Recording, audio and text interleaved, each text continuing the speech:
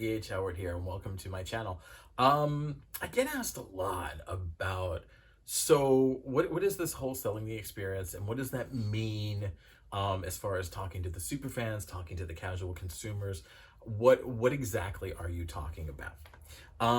And what I mean by all of that is you have a very unique experience. And if you're like most business owners, if you're like most business owners like myself or others that I've worked with, there's something unique and special about your business that kind of scares you.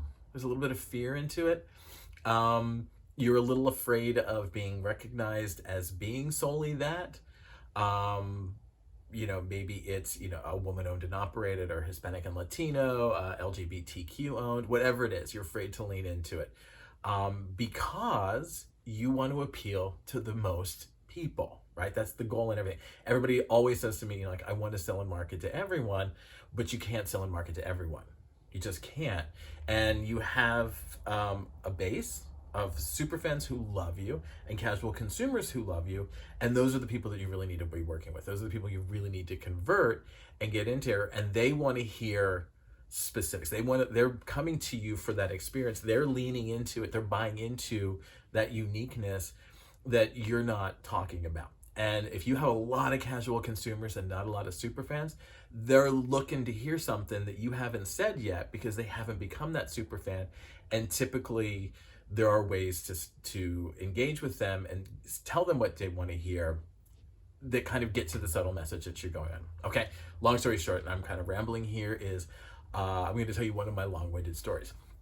And a couple years ago, I was working with an auto mechanic business, local one, and it ended up through the years, it started by the owner's grandfather, and then over time it passed from down to down to down until it got to Annie, okay? And Annie was running her own mechanic shop, basically. Annie hired somebody to work on the front desk, and then Annie hired eventually a female mechanic. And one of the things that she started seeing was an uptick in women coming into the office or coming into the shop. And I'm not saying she got rid of men. I'm not saying she hung up a sign that said no men allowed. She still had men on staff. She wasn't firing any men whatsoever. She was growing. As her business grew, she needed more staff, and so she added in a woman. That's all she did.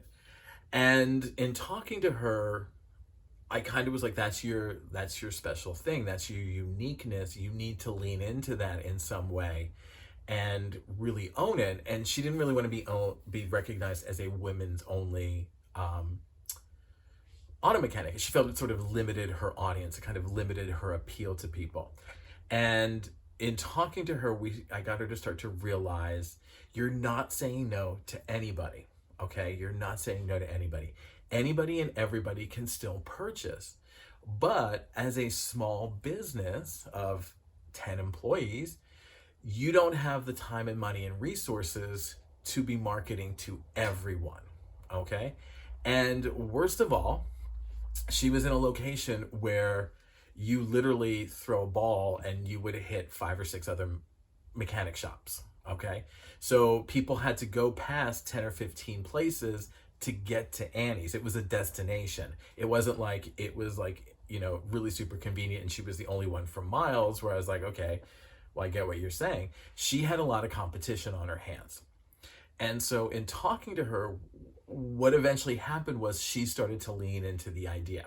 Okay, well, maybe those are the people, they're really my super fans. They're really the people that I want to get in here. And my casual consumer is that person, much like myself, who doesn't have a lot of auto mechanic experience. I don't even know how to change an air filter.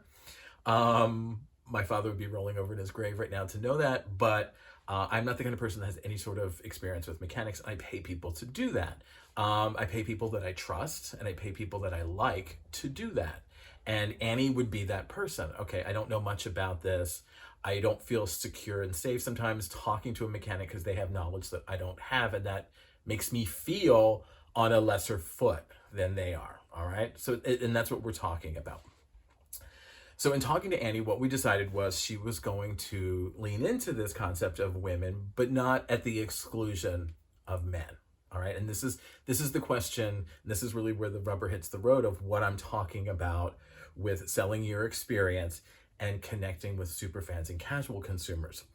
Um, we started a whole workshop thing, a group workshop where she would invite people in, specifically designed to speak to the woman consumer and the casual consumer like myself, but it was open to anybody.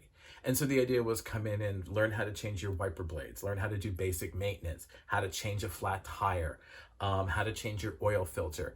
And both of us knew, I know that I would never do that myself, and she knew that the clients that were coming into her free workshop weren't going to do it either. But the idea was that she was training them and educating them, and she was connecting with new consumers who would come in to do the workshop, that she could then talk about the business and to grow. So it was a marketing tool to speak direct to the people that she needed to speak to. Now, could I change my own wiper blade? Probably, if somebody showed me, but I'm not going to do it. I'm going to go, okay, well, I'm getting an oil change. I'm getting this. Let me go, and I'll get it all done at one time. So she took her ideas and she was speaking to the super fan and the casual consumer who have a lot in common in order to get them on her page and understand the reality and the experience that she offered, which was really high-end auto mechanic work, right? That was what she was really selling. She did things like newsletters that kind of, weren't specifically designed for women, but had a woman focus here and there. Talked about other women and things.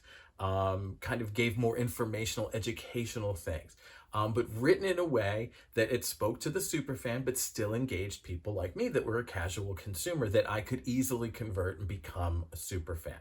All right, and that's kind of the core of everything that I'm talking about with Annie. Is she didn't exclude anybody. She was still marketing and selling to everyone, so to speak, because anyone that was out there in the zeitgeist that heard about these workshops or heard about her newsletters or heard about all the other things that she was doing, once they heard that, then they would come, but she wasn't specifically seeking them out. She was seeking out more casual consumers, more super fans, and anybody else in listening distance that wanted to participate was more than welcome. But she wasn't going to take her time and money and resources. She was going to focus it on the group that would convert, that would purchase from her, purchase more, and tell their friends and family. And as she discovered, these free workshops, people started bringing, hey, I'm going to go to this workshop on a Saturday morning, come on down. It takes place, it's right near your kids' soccer, drop the kids off at soccer, come over and do this 1 hour workshop, learn how to change an oil filter, meet Annie, go back and pick up your kids. Those kinds of things, okay? And that's really at the core of what I talk about when I say sell your experience, and you're selling it to the super fans, but speaking to the casual consumer as well, because they have a lot of the same concerns and issues, but not at, we're not going to ignore the problem children or everyone. They still have a place in this conversation. They just don't have a direct place in the conversation. All right. So if you want to learn more about me, feel free to visit ehhoward.com anytime. It's open 24 hours a day, 7 days a week. If you're watching this on YouTube, like and subscribe below. If you're on Facebook, please join the Facebook page. We're doing some Facebook content exclusives, much like we're doing these for YouTube. Follow me on social media. I'm EH Howard, literally everywhere. LinkedIn, Facebook. I always want to say Pinterest, and I'm not on Pinterest. It's the one that comes to mind first, and it's the one I'm not on.